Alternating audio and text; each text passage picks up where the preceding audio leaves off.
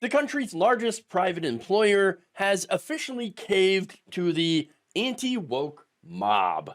That's right. Woke, woke, woke. Walmart has announced that it will curb diversity, equity, and inclusion efforts, also known as DEI, or just not being a bigoted piece of crap. DEI, nothing more than employee training, resource networks, and recruiting practices that encourage more representation. You know, people of different races, genders, classes, and other backgrounds than just, straight cis white guy. I mean, I don't know. I feel a little overrepresented. Let's be honest. I'm a straight cis white guy, and I'm everywhere. Okay, people look like me are everywhere, and so I want a chance for other people who don't quite look like me to have some of these jobs and some of these positions. I know, weird, right? That I actually look out for other people. But anyway, Walmart is just one of the latest companies to backtrack on diversity initiatives after right-wing weirdos decided to try to make a big deal of it online. And they were very, very successful, by the way. Now, the company on Monday said that it is ending racial equity programs for staff and evaluating programs designed to increase supplier diversity. Now, previously, Walmart had tried to increase the number of suppliers that are at least 51% owned or managed by a woman, minority, veteran, or someone who is LGBTQ. That's not all. The company is also reviewing all funding of Pride and other events and monitoring its online marketplace to remove sexual or transgender products marketed to children. Okay, first off, nobody is marketing sexual products to children. Okay, that's not a real thing. Okay, so hey, good job. You've curbed it because it was never happening in the first place.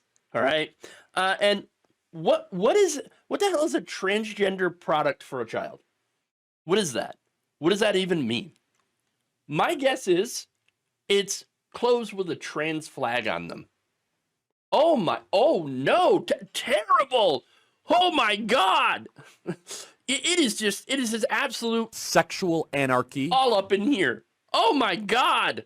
These people are freaking out over such ridiculous things, stupid things. Oh no. But there you go. Okay. Now, Walmart also said it would not extend its Center for Racial Equity, a 5-year, $100 million philanthropic commitment the company made in 2020 to address the root causes of gaps in outcomes of African Americans in education, health, criminal justice, and other areas. So, hey, would you look at that? They save $100 million. I'm sure that had nothing to do with this decision whatsoever. No, here's the thing. Walmart is now finding out that being inclusive is no longer profitable for them. And so what are they going to do as a company? They're going to not do the things that cost them money. Understand that that's what it's all about with these giant corporations. All right? They see only dollar signs. Now, Walmart is joining Harley-Davidson, Tractor Supply Company, John Deere, and other companies in revising or pulling back on their DEI programs, support for pride marches, and LGBTQ events. They're also pulling back on their strategies to slow climate change and other social policies. Things that might actually cost them money. And they're looking at that going, whew, thank God we don't actually have to spend money on these things anymore. Finally. Oh, what took you anti-woke people so long to get here? We spent too much money on stuff that we didn't actually care about in the first place. Understand that this is what the DEI push was all about, right? This is all about riding the cultural opinion of the United States in order to increase sales, to make money. That's it. Now, the right wing, of course, which has a massive media online presence, okay? So you can't deny that. People don't trust mainstream media anymore. Okay, they haven't for a long time. Now you have very, very well-funded online right-wing media sources. Okay, that could, by the way, go out and make stuff up. Okay, and they really peddle outrage, and they require people to react. Okay, to anything progressive. anything remotely progressive, they react to it, and that's how they build their audience. So understand that, like, they're nothing more than reactionaries, okay? And so they've convinced these companies to now oppose these measures that they never really cared for anyway. All right. Sean Harper, professor of education and business at the University of Southern California and founder and executive director of its Race and Equity Center, said in an interview with CNN last week, quote, the DEI infrastructure in most corporations was already flimsy even before Trump. His election gives business leaders who are never committed to an easy way out. Yeah, that's really what it's about. Here's the thing. Good effing riddance. All right? Rainbow capitalism has always been straight up trash. If you are a real ally to the LGBTQ plus community, if you are an ally, if you are actually devoted to the cause of social justice, then these people leaving, these companies leaving, doesn't affect you at all. Okay? If you're going to be a real ally, then you're going to be there when times are tough. And those tough times are upon us. Okay? So during these times, all of your LGBTQ plus friends, your family members, your coworkers, whatever, they're going to see where you stand when the chips are down.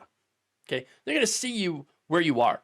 They're going to see who you really are. Okay? If you are actually standing by your convictions, or if you don't. And so that, again, I know this is a small comfort to all the pain that these communities are going to go through over the next 4 years and probably beyond, right? But I'll give it to you anyway. When the moral arc of the universe, which always bends towards justice, comes back around your way, towards equality, the people who, you know, are going to want to join in because it's popular, because, oh, wow, you know what? I always actually believed in inequality. Really, where were you in 2024 when, you know, these companies decided, nah, we're not going to do LGBTQ events?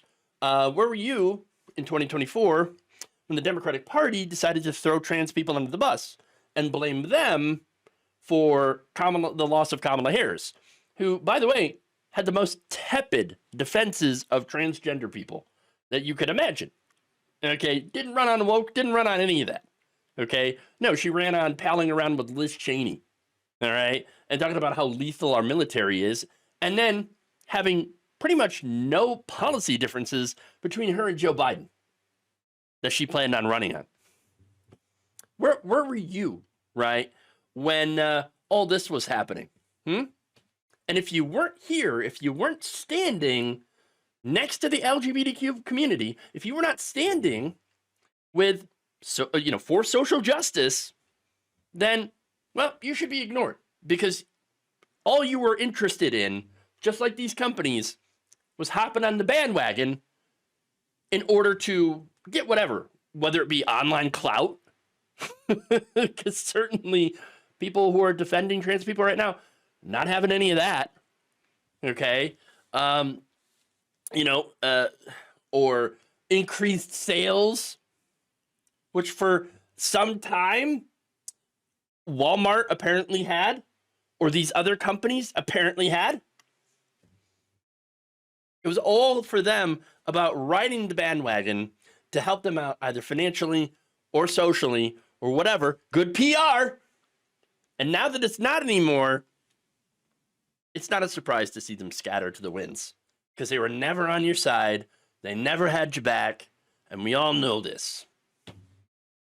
So the people who are still here, still defending you, still defending the trans community, still advocating for social justice, they're the real ones. Thank you for watching. If you enjoyed this video, please like, share, subscribe, hit the bell icon in order to get notified whenever a new video is released.